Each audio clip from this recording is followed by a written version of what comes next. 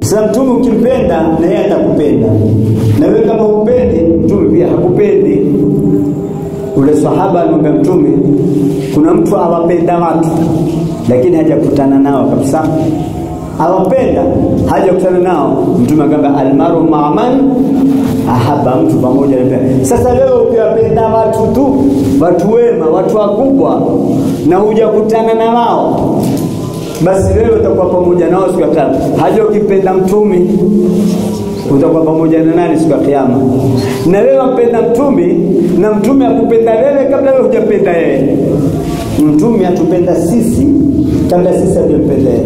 Na mtume ametupenda sisi kabla sisi hatujaja duniani. Mtume ametupenda sisi, hatujaja.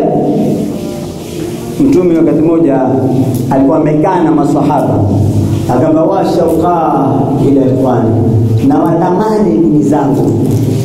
Maswahaba waambia awalasna bi ikhwani, sisi ndugu zako? Mtume akamwambia antum ashabi wa, nyinyi maswahaba zangu. Ha, ndugu zangu kina nani? Asema ndugu zangu wale watakaokuja baada yangu, wale atakuja baada yangu ndio sisi.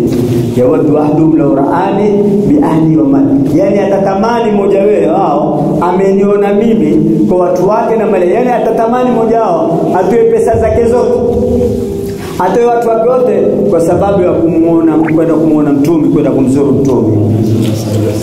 Na mtume akasema ashaddu ummati hubban li nasun yakununa ba'di, yani ule mkali wa kunipenda mimi ni wale watu watakuwa baada yangu. Yawaddu ahaduhum law ra'ani bi'ayyi, atatamani mmoja wao anione mimi kwa watu wake na mali yake.